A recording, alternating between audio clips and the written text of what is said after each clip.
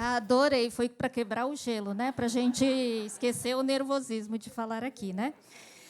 Obrigada, banda, obrigada, Ricardo, pelo espaço de fala. Muito prazer, eu sou a Saori, estou atualmente como Head para Sustentabilidade para a Amazon em operações aqui no Brasil.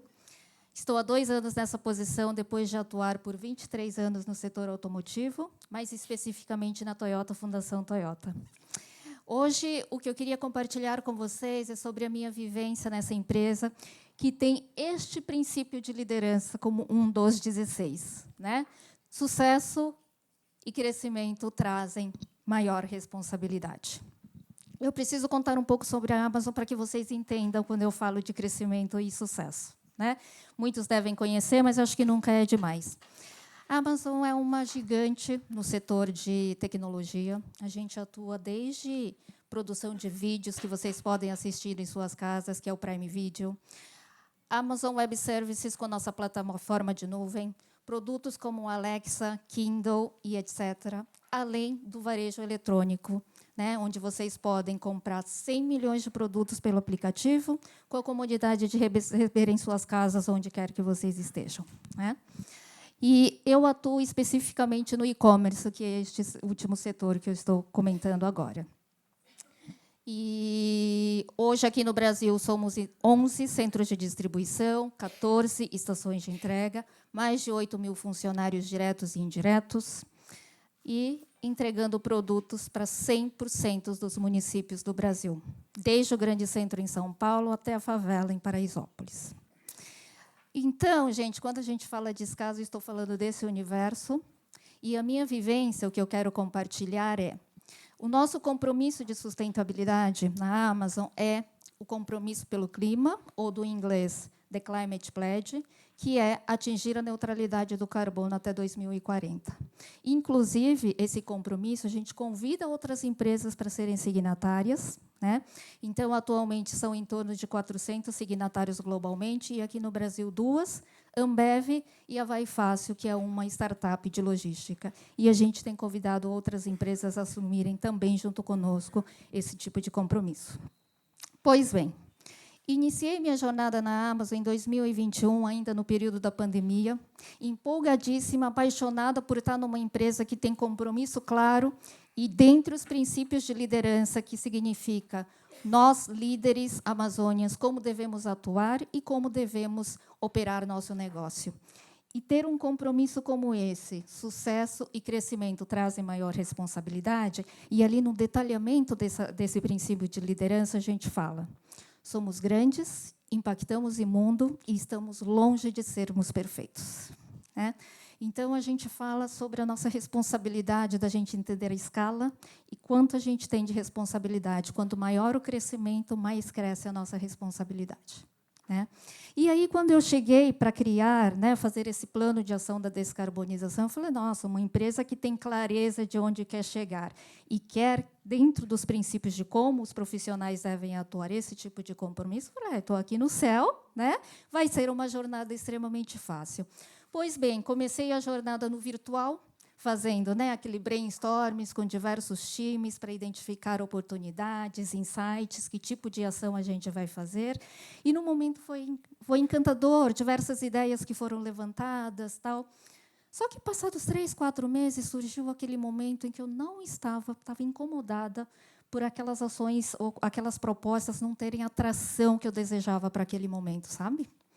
E aí eu falei, não, algo não está dando certo aqui. E aí deu aquele momento assim de reflexão e diria até um pouco de frustração, né? Gente, mas a gente tem compromisso, fala como a liderança deve agir. Eu já sou uma pessoa que atua na área há mais de 20 anos. O que está acontecendo? Né? E foi naquele momento que eu dei uma reflexão e falei, não. Se tem algo que a gente desenvolveu muito com a experiência da pandemia, é a tal da empatia, a tal da inclusão. Né? Então, eu falei, eu não quero falar com time, com área, eu vou falar com pessoas. Comecei a fazer essa escuta ativa com cada uma das pessoas com quem a gente estava falando, equipes internas, parceiros. E aí eu fui identificando, por exemplo, que justamente como a gente tem esse tipo de compromisso no longo prazo e a gente tem esse tipo de princípio de liderança, às vezes, quando chega alguém para falar que a gente precisa fazer um plano de ação, eles pensam lá em 2040, não no hoje e no amanhã. Isso dá um pequeno desespero, né, gente? Porque, afinal de contas, qual é a ação que eu tenho que propor? Quem já trabalha na área sabe, a solução não está pronta, a gente tem que criar. Então, isso gera um certo receio. Né? E, um segundo momento, eu apertando esse botão da empatia, eu comecei a pensar também no momento da empresa e das pessoas. Primeiro, a pandemia, que deixou todo mundo naquele momento de dúvidas, incertezas, que já tira da nossa zona de conforto. O segundo, o momento da empresa. A Amazon é uma operação nova aqui no Brasil, que cresceu muito no momento da pandemia. Significa que a maioria dos líderes das pessoas, assim como eu, são novas na empresa, tentando entender a cultura, tentando trazer sistemas e processos globais que precisam ser tropicalizados aqui. Tudo isso no momento de um crescimento acelerado, né? E que as pessoas estavam ali trabalhando ali no seu principal, e a Saori falando da descarbonização do transporte, de embalagem carbono neutro e etc. Então, deu um conflito, porque o gap era muito grande. Foi aquele momento que eu parei e consegui falar, não, a gente precisa dar um passo para trás. Não é sobre plano, é sobre pessoas que vão ser capazes de desenvolver comigo esse plano que a gente tanto quer. Né? E aí, nesse momento, a gente começou a fazer aquele processo, sabe, de letramento, o que é sustentabilidade, qual a importância disso para o negócio. Aquilo que talvez para mim já era óbvio, que eu já estava atuando há muito tempo, e sabendo que a crise climática é um tema urgente, importante, mas aquilo que era óbvio para mim, obviamente, não é óbvio para todas as pessoas. Né? E que tinha que ter ali um diálogo um pouco mais próximo. Foi num momento até que, inclusive, o Ricardo foi uma das pessoas que foi lá para falar com as nossas lideranças, para falar do assunto, e foi ótimo.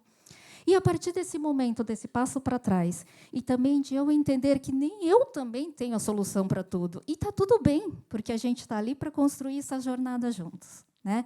E foi ali, naquele momento, que a gente começou a conseguir fazer a roda engrenar e desenvolver um plano de ação, que não é perfeito e que também não é para 2040 ainda, mas a gente definindo ações que poderiam ser feitas ali no curto prazo, alguns sonhos de médio prazo e algumas ideologias assim mais no longo prazo. Né? Então, obviamente que plano de descarbonização é uma jornada longa, mas, por exemplo, dentre algumas coisas que a gente conseguiu fazer, transporte. Quem trabalha sabe o desafio que é a descarbonização no transporte, eletrificação de frota e tudo mais, ainda mais no contexto que a Amazon estava passando naquele momento, em que a gente queria entregar produtos para cada vez locais mais remotos, onde a malha logística não estava desenvolvida, naquele momento em que a gente tinha falta de veículos, falta de motoristas, e a Saori querendo eletrificar a frota. Né? Então, é justamente sobre... Mas, passado esse momento decantando, a gente entendeu que tem coisas que a gente poderia fazer ali no curto prazo, introduzindo aos poucos alguns modelos para a gente testar e experimentar, fazendo parcerias com as startups que queriam acelerar a inovação e criar soluções. Então, uma das coisas que a gente conseguiu no curto prazo, por exemplo, foi uma parceria com uma startup chamada Tudo Green, que atualmente faz entregas para a gente ali na última milha, com 100% de veículos elétricos. Motos, scooters, triciclos, vans e etc. E a ideia disso é que ele seja um laboratório em que tanto a startup como a gente vai entender sobre as tecnologias disponíveis, as dificuldades que a gente tem e, portanto, um pouco mais de clareza sobre qual é a solução que a gente precisa criar, né, para que a gente avance nessa pauta. Entre outras, também a decisão da empresa de a gente fazer um investimento numa usina solar aqui no Brasil, que vai operar a partir do ano que vem, para vai abastecer energia renovável para toda a network aqui no Brasil. Enfim, tudo isso eu estou contando para compartilhar sobre a minha aprendizagem, de que o óbvio para mim não é óbvio para todos, e, portanto, a gente precisa dialogar e talvez tentar achar um óbvio comum. Né? E o quanto é importante a gente envolver pessoas nesses processos para que elas tragam as soluções. Essas duas ações que eu falei, por exemplo, não é a ideia da super-heroína Saori da sustentabilidade. São dos times que trouxeram, desenvolveram. Né? Então, para finalizar a minha fala, gente, o que eu queria falar para vocês, assim, para que vocês façam essa mesma reflexão que eu fiz depois de 25 anos de carreira, de, afinal de contas, o que é o óbvio, né? Vamos dialogar melhor. E o segundo aspecto, e é o que a imagem que eu trouxe aqui representa, é: vamos cuidar das nossas pessoas, né? Vamos ser mais empáticos, vamos ouvir, porque elas é que vão te contextualizar, né, sobre os aprendizados que você pode ter naquele momento. Porque se a gente quer solução para a crise climática, e é pelas pessoas, para as pessoas, então a solução virá com elas participando. Tá? Obrigada pela oportunidade e desejo uma jornada incrível para vocês.